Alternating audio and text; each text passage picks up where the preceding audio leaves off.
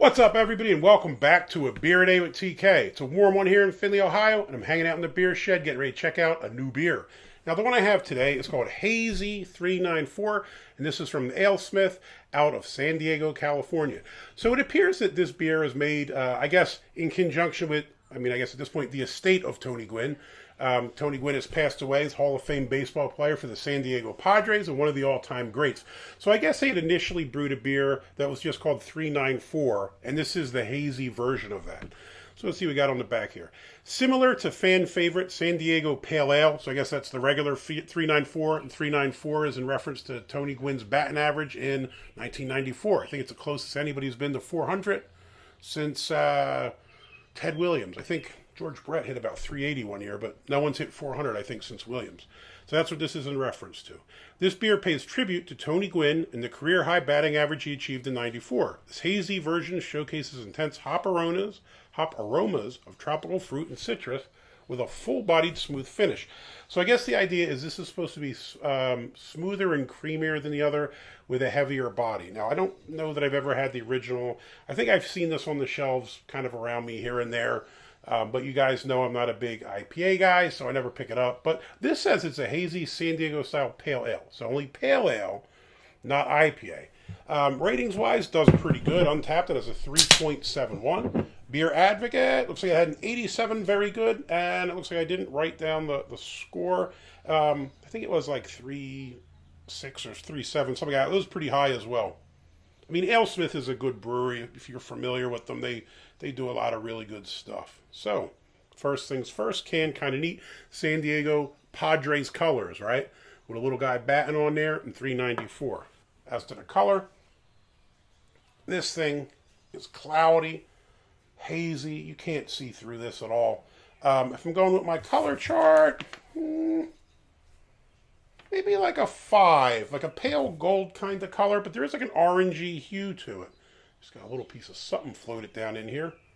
Got the shed doors open there to get some fresh air because it's a little warm. But I'm filming earlier in the morning before it gets too bad. Oh, maybe it wasn't something that floated from the outdoors because I see pieces of debris floating around in here, little dark pieces. So maybe that's what it was.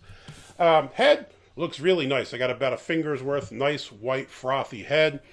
Honestly, doesn't look like it's going anywhere if I just left it there. That's dissipating really slowly. So nice looking head on that beer. Let's give it a sniff. I've been off for the weekend and now I'm back and I'm acting like the Ginger Yeti, sniffing the beer through my nose. Just smells fruity, citrusy. Kind of smells like orange to me if I'm looking at the citrus. Orange, lemon, something like that. And then maybe like a sweeter fruit, mango or something. But it's got definitely a fruity bouquet, a fruity nose. So smells all right. Now, I will say you guys know I'm more of a fan of Pioneer IPAs or pale ales than fruitier ones. But hey, man, we'll give it a shot.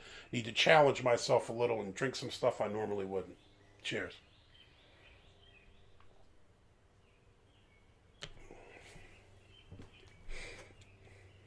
I will say this, the first thing you pick up, this is smooth and creamy like it says. Body, I noticed it said this is fuller than the original version. Didn't say that it's full, and I don't think it is. I think this is medium. It's got a decent body to it. I like it. Fruity flavors are coming through too. This is actually really nice. Now, if I had to say what the flavors are, I think they largely follow the nose. You get something sweet, and I'm going to guess it's sort of like mango kind of sweetness. But then you do get a nice bit of bitterness to counterbalance the sweetness of the fruits. You also pick up those kind of citrusy notes too from, I think it's kind of like lemon and orange. I think on the nose, it probably smelled more like orange. But then when you tasted it, I think I kind of picked up lemon and orange. It's nice. For a dude that's not a huge pale ale fan or an IPA fan, I kind of dig this. Now, again, like I said, it's a fuller body than the other, so I'm guessing that's supposed to be a ballpark beer, so I'm guessing it's more of a light, sessionable beer. If you're drinking in the San Diego sun, probably don't want something too heavy. So this would be dialed up from kind of like a session beer, but not full. Flavors come through. Body is quite nice. I mean, this is a hit. 13 IBUs. I will say this. I think for a very low IBU, you pick up the bitterness nicely, even though it's only 13 IBUs. So for me, Hazy 394, this is a home run. I mean, I don't know how you could do a beer in association with the great Tony Gwynn, one of the greatest hitters of my lifetime. I'm approaching 50. I think best hitters I ever saw growing up were probably Wade Boggs, Tony Gwynn.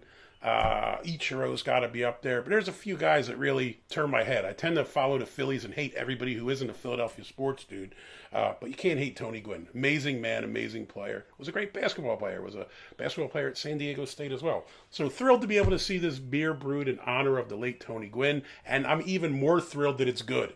There'd have been nothing more disrespectful than if you put his name on it and the beer sucks. So this beer is a banger. Big thumbs up.